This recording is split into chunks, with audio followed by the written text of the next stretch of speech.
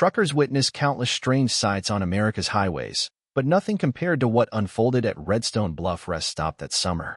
A lonely stretch of Highway 287 in Wyoming became the unlikely battleground where a group of corrupt highway patrol officers made a fatal mistake. They picked the wrong driver to intimidate. They had no idea she was Evelyn Marks, a 65-year-old former combat medic with decades of battle-tested instincts. They didn't know about the resilience forged in fire or the deep loyalty she commanded among fellow long haulers. And they certainly underestimated how fiercely a community of truckers would rally to defend one of their own. What began as a petty act of harassment evolved into a full-scale expose of a widespread corruption network, transforming a peaceful rest stop into a flashpoint that would ripple all the way to federal investigations. By the end, reputations would be shattered, alliances exposed, and the truckers of Redstone Bluff would etch their place in history.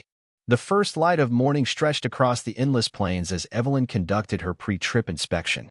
Her fingers, calloused but steady, ran over the vital parts of her rig, a sleek silver Freightliner Cascadia that had been her steadfast companion for nearly 800,000 miles.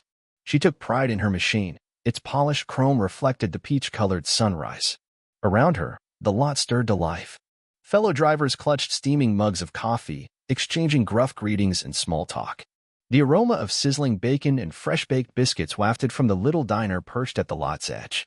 Evelyn secured the final strap on her load, critical medical supplies headed for a hospital in Cheyenne, and straightened up with a satisfied nod. Down the row, she noticed a young driver fumbling awkwardly with his trailer's fifth wheel.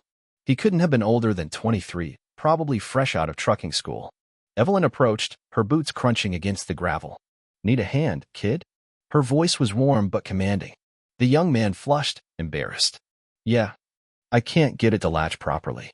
With a small smile, Evelyn coached him through the maneuver, guiding his rig carefully until the trailer locked into place with a solid clunk. "Don't rush," she advised. "We all started somewhere." The moment hung warmly between them, until a low rumble broke the stillness. Two black and white highway patrol cruisers pulled into the lot, kicking up small clouds of dust. Evelyn's posture shifted almost imperceptibly, her senses sharpening. Combat zones had taught her to recognize trouble before it announced itself. The young driver noticed too, his expression tightening. "Stay cool," Evelyn murmured. From the cruisers emerged two officers, one tall and square-jawed, his badge reading Officer Clayton Voss. The other, Officer Greg Marlowe, wore a permanent, smug grin. They swaggered across the lot with the entitled air of men who rarely faced consequences. Marlowe veered toward the diner, but Voss made a beeline for Evelyn's rig, his gaze lingering on the Army medic emblem painted near her door. "Nice ride," Voss said casually, his tone laced with condescension. "Hauling anything interesting?" Evelyn kept her face neutral. "Just delivering medical supplies." "Dangerous out here," Voss remarked, circling her truck slowly. "Lot of thefts. Lot of accidents. Sometimes a little protection helps." "Thanks for the tip," Evelyn said evenly. Voss tapped his fingers along the trailer panels. "Got your papers in order?" "Of course. Want to see them?" she offered. He hesitated, clearly fishing, but caught sight of other drivers watching the interaction. With a thin, forced smile, he shook his head. "Not today, ma'am. Just making sure you're safe." Evelyn finished her inspection, keeping the officers in her peripheral vision as they regrouped at the diner. She'd encountered predators like them before, different uniforms, same sin of corruption. Word spread fast via CB radios. By midday, truckers were warning each other. Random stops, bogus inspections, thinly veiled shakedowns. By sunset, the lot was packed tighter than usual, trucks parked strategically, engines idling like sentries. Veterans of the road knew the drill. This was not fear, this was readiness. As twilight deepened, two more cruisers joined the original pair. Officers fanned out, pulling over drivers, demanding logbooks, inventing infractions, rooting through cabs. Evelyn remained in her truck, engine humming, eyes steady. Voss and Marlowe approached again. Marlowe rapped on her window. She lowered it halfway. "Evening, ma'am," Marlowe said, flashing a too-wide grin. "Mind stepping out for a quick inspection?" Evelyn didn't move. "Is there a problem, officer?" "Routine safety check," he said smoothly. "Routine check. At a private rest stop?" she asked, voice calm. "Is that standard procedure?" Voss's hand hovered casually near his belt.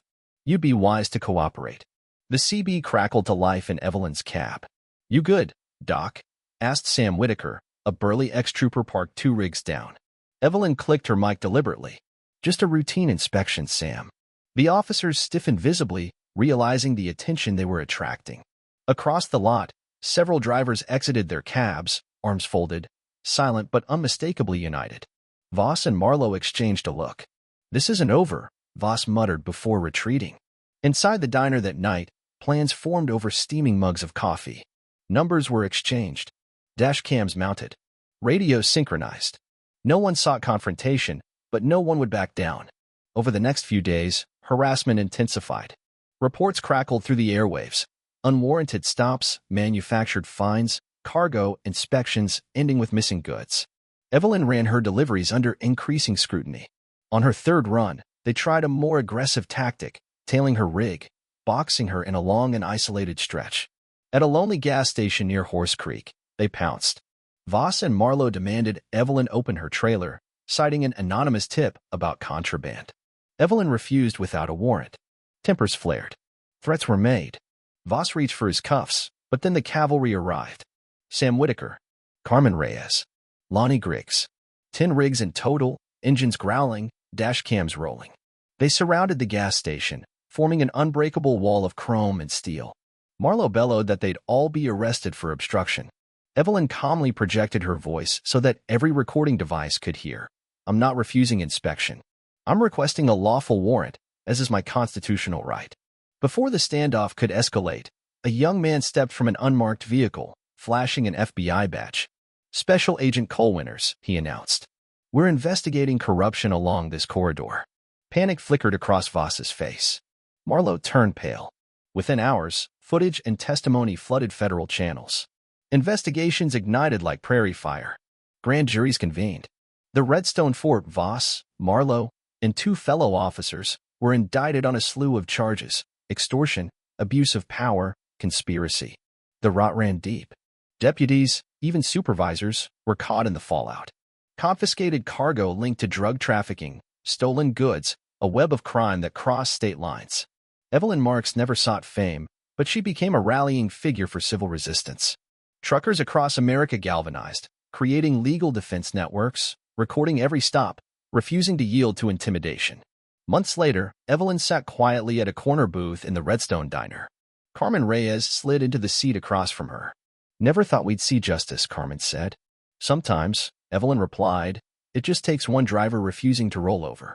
The legend of Redstone Bluff grew, an enduring testament to the principle that power unchecked can be undone not with rage, but with steady, fearless solidarity. As the sun dipped behind the vast Wyoming horizon, rigs hummed steadily in the lot, lined up in a silent promise. "We protect our own, and we do not back down."